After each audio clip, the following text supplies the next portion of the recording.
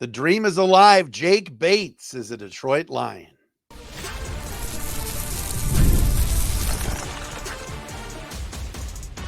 You are Locked On Lions, your daily Detroit Lions podcast. Part of the Locked On Podcast Network, your team every day. What's happening, everybody? Matt Derry with you. It is another week of Locked On Lions right here on the Locked On Podcast Network, your team every day. Today is Monday, June 17th and a Tuesday, June 18th. Thanks for making us your first listen and checking us out wherever you get your podcast. Thank you to our everydayers that are out there watching or listening wherever you get your podcast. That includes on our Locked On Lions YouTube channel. We love our everydayers. We'll give some shout outs later on this week. Certainly for all of you that participate, watch, listen, whatever. We appreciate you on this show. Locked On Lions for a Monday is brought to you by our friends at FanDuel. Make every moment more. If I could speak today, that'd be good. Right now, new customers get $200 in bonus bets with any winning $5 bet. That's $200 in bonus bets with any winning $5 bet. Visit FanDuel.com/LockedOn to get started. Follow us on Twitter at Derry Speaks, at Locked On Lions, Matt Derry Facebook fan page where we post the podcast every day. And again, please subscribe and watch us for free on our Locked On Lions YouTube channel. Coming up today, yes, it became official over the weekend. It was the freaking weekend because the Lions now have three kickers on the roster. Jake Bates, James Turner, and Michael Badgley. Yes, the former Michigan Panther, the UFL All-Pro. The man dropping in 64-yarders with ease at Ford Field this summer for the Panthers, is now a member of the Detroit Lions. We'll get into that coming up momentarily on the show. Also, there's a former Lion that did quite well in the UFL, and no one's talking about could he return to Detroit. We'll get into that momentarily. Isaiah Buggs, not good, Bob. Not great. Arrested again down in Alabama. And Sam LaPorta at Tight End University. We'll get into that as well right here on Locked On Lions. By the way, we're going to enter in and try to insert a new bit on the show. And I'm going to be very interested to see where this goes, but it's going to be audience participation. I would say probably twice a week, we'll do something called a call of the day. And the call of the day is you guys sending me a voicemail talking Lions with a message. If you don't keep it clean, if you take personal shots, I'm not going to play it. But it's called SpeakPipe. I now have a SpeakPipe. So if you go to speakpipe.com/Derry podcast page, that's speakpipe.com/DERY podcast page, please participate. Again, keep it clean. No personal shots, no trolling. You got if you have a call and have a topic you want to get into, keep it short to the point, and we'll play maybe we'll do like Tuesday and Thursday. We'll do a call of the day with one of our listeners, but you got to put your name on it and all that stuff. So please, speakpipe.com/Derry podcast page. I don't know if this is going to work. I don't know if it's going to be a complete dud. Y'all might abuse it, but we'll see. But go easy on Peter Bukowski if you're going to call in with anything like that. So have at it. All right. So over the weekend, I mean, come on. Does it get any better than when Twitter starts to be a blaze of big news that, yes, the Detroit Lions are doing what we wanted them to do? We said this from the get-go. We were talking about this before anybody else.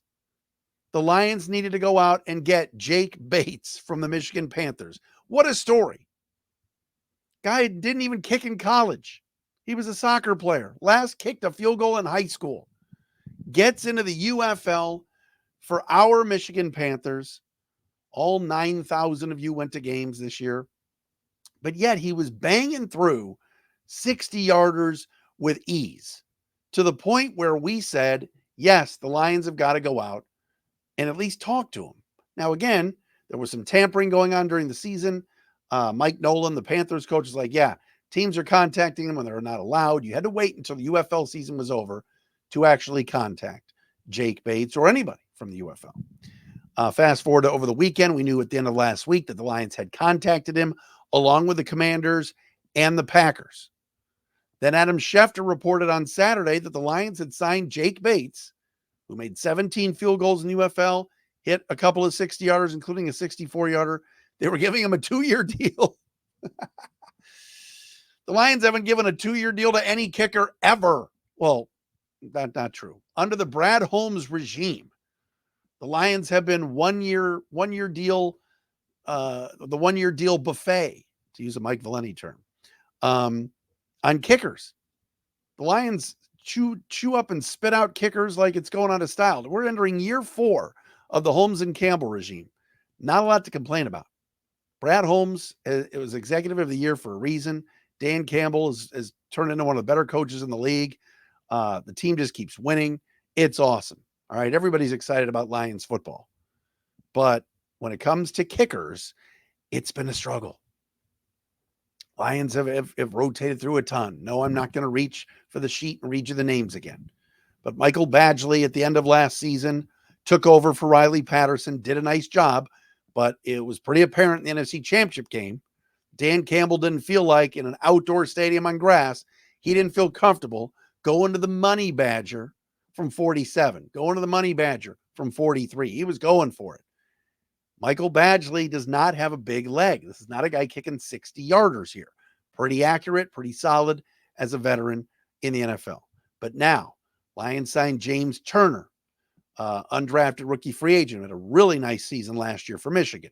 Before that at Louisville. And now they go out and they sign a guy, like I said, who just has a booming leg, struggled at the end of the season for the Panthers with some shorter field goals, but earns a 2-year contract from the Lions to come in and compete with Badgley and with Turner.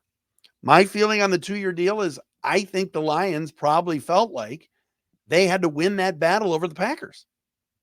Remember, Green Bay last year drafted in the late rounds Anders Carlson, Daniel Carlson's brother, and he was a disaster for the Packers last year. He did not do a good job at all. It's almost like you draft kickers and you cringe a little bit. I mean, Money Moody from Michigan, who went to the Niners last year, was drafted in what, 3rd round, 4th round? He wasn't great either. So I think the Packers were definitely interested in Bates.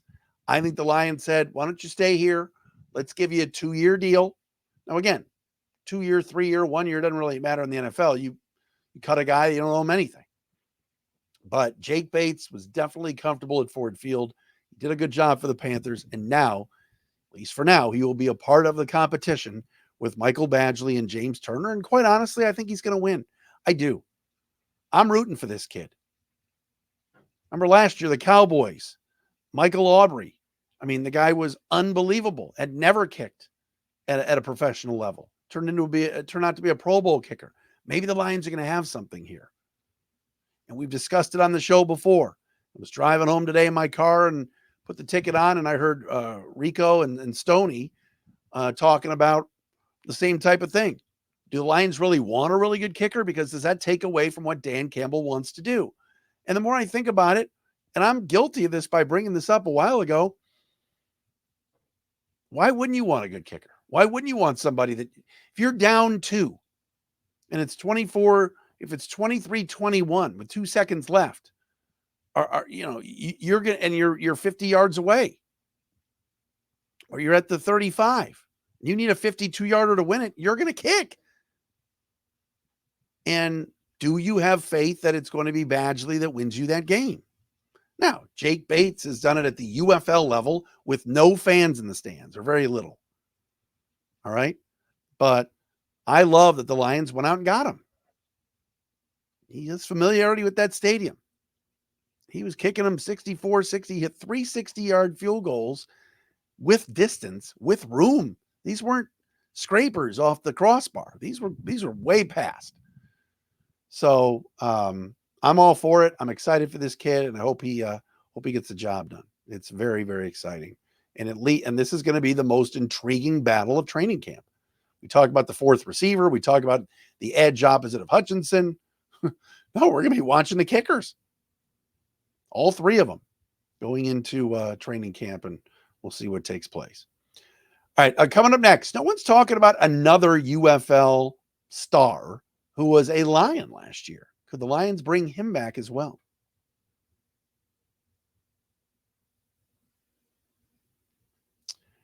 And as we've told you many times, we love our friends at FanDuel. All right. Summertime means baseball, NBA Finals coming back into it tonight with Game 5 and more. You can bet on it all at FanDuel. Right now, new customers get $200 in bonus bets with any winning $5 bet. That's $200 you can use to bet on everything from the Finals MVP tonight, if the Celtics are to win, to who's going to hit one out of the park. All right. You can bet on Riley Green if you want for the Tigers. Player props are so exciting at FanDuel and very, very popular. So if you're not really into Boston or Dallas, but you want to do some player props tonight, whether it's Kyrie number of points or assists for Drew Holiday, whatever it is, you can do it at FanDuel. All right, get you into the game. Visit FanDuel.com/lockedon and add a big win to your summer bucket list. FanDuel is America's #1 sports book and the official sports book of the Locked On Podcast Network.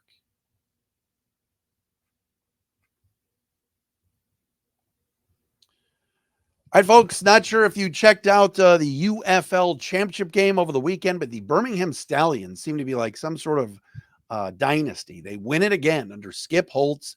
They beat the San Antonio Brahmas 25-0.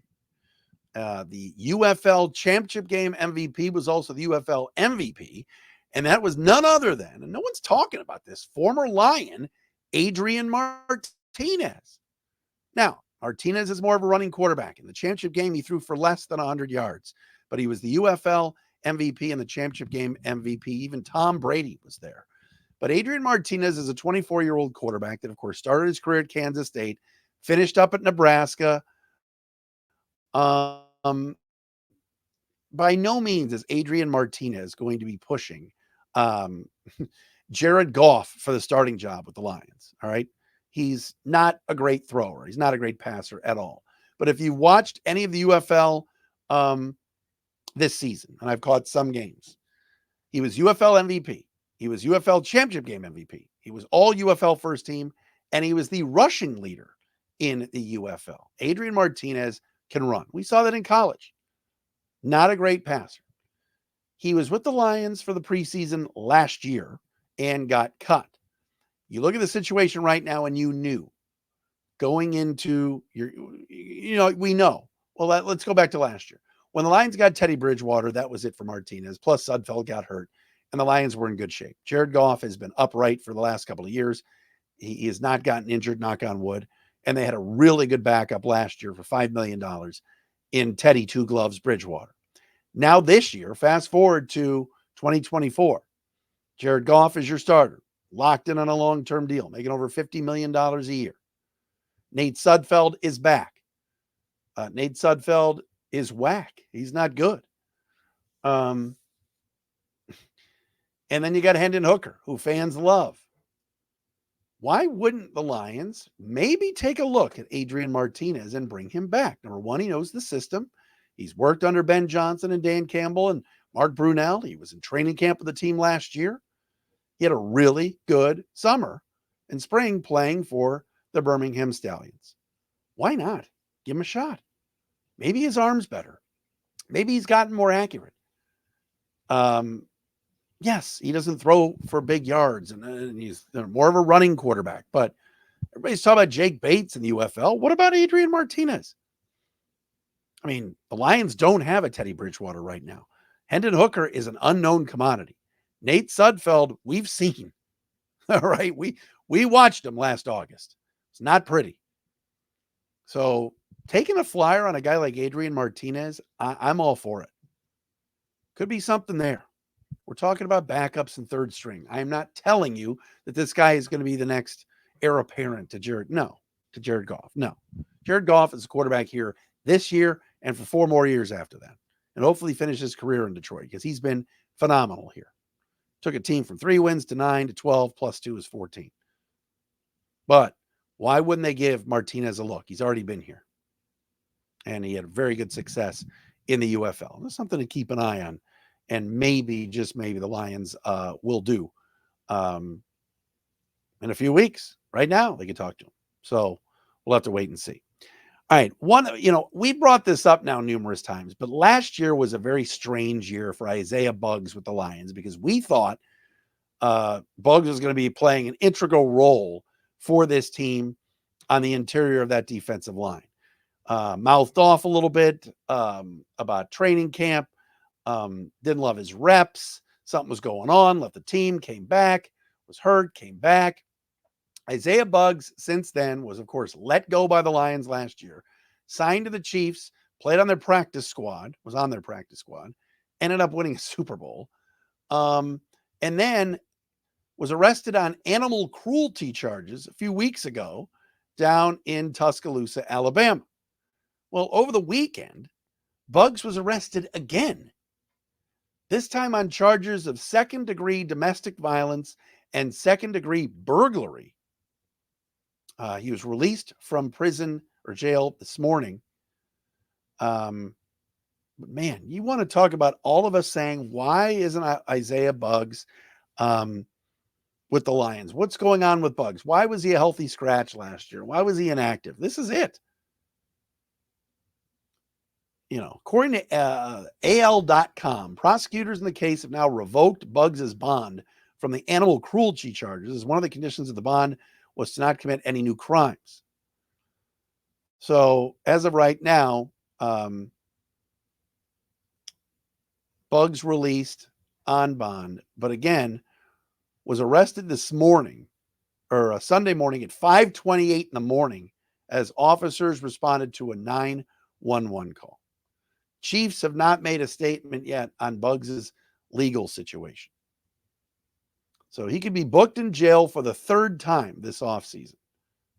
You want to talk about Brad Holmes and the Lions knowing when to cut their losses and to not want to poison that locker room? There you go. Because Isaiah Buggs came up, was a really nondescript signing a couple of years ago and really contributed quite nicely for this team. And going into last season, we're like, all right, the Lions might have something here.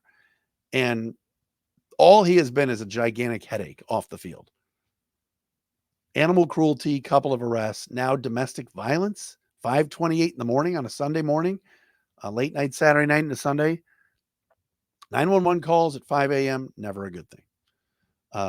But give the Lions credit. They cut their losses with Buggs, said all the right things about him, but just kind of released him last year and parted ways with him. And now we're seeing just why.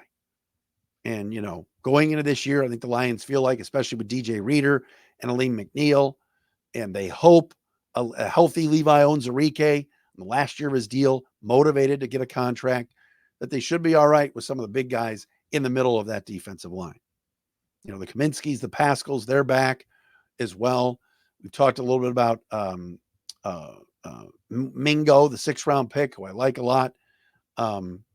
Makai Wingo and Matthew Betts from the CFL. So the Lions feel like they're okay there.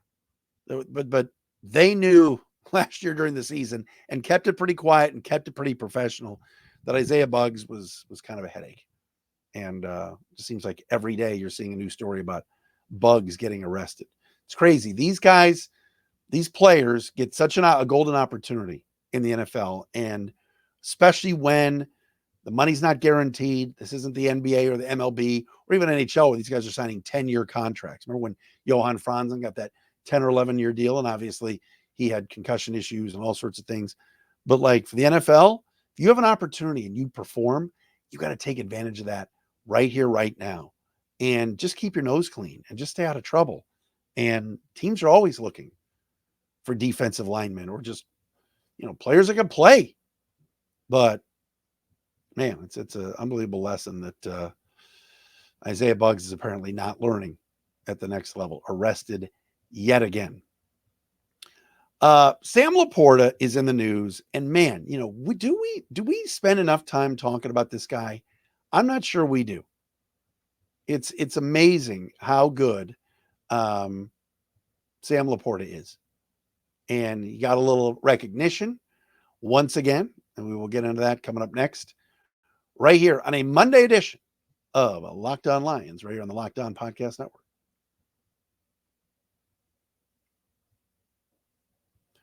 Hey, Locked On has launched the first ever national sports 24/7 streaming channel on YouTube, and now it's also available on Amazon Fire TV and the free Fire TV channels app. Locked On Sports Today is here for you 24/7, covering the top sports stories of the day with the local experts of Locked On, plus our national shows covering every league. First Locked On Sports Today, now available, or find Locked On Sports Today, now available on the free Fire TV channels app.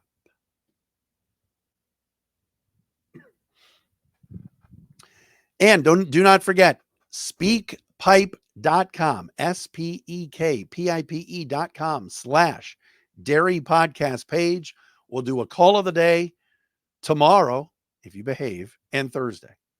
So leave a voicemail, send a voicemail to me on speakpipe.com/dairy podcast page. Keep it clean, keep it nice, no personal shots, no swearing, and we will play the best call that came through talking Detroit Lions football. We'll attempt to do this tomorrow if we get any. I don't know where this is going to go. This was actually my wife's idea. She's seen this before. So there you go. Speakpipe.com/dairy podcast page, DERY podcast page. Check out Jake Riepma, by the way, Locked On Detroit Sports. Please subscribe on YouTube. He does the postcast. I'm sure Jake had a very interesting show yesterday following the Tigers game where they nearly got no hit and lost to the Astros. So check out Jake Riepma, Locked On Sports Today, Locked On Detroit Sports, I should say, on YouTube and wherever you get your podcasts. So shout out to our buddy John Macaroon, All Lions on SI.com, and a good story today. Sam LaPorta, Lions tight end, attended Tight End University once again down in Nashville. This is a 3-day tight ends camp that is put on every year by George Kittle and Travis Kelce, and also Greg Olson of Fox Sports, who, by the way, is getting such a raw deal. Tom Brady's going to be great in the booth, don't get me wrong, but Greg Olson, I'd put him on CBS right now and make him the number one analyst over Tony Romo. But anyway, LaPorta showed up today in Nashville for Tight End University. And this is something where tight ends get to work out for 3 days. It's some of the best of the best. And Kittle works with them, and Kelce and all these guys. And Sam LaPorta last year was down at Tight End University and is there again this year. Steve Hayden, Lions tight ends coach, also was down there and was asked about LaPorta being there. He said, quote, just taking the next steps with some of the little intricacies of the position, the technique stuff in both phases, run and pass. We just continue to develop that stuff. And Sam's obviously well on his way there, end quote.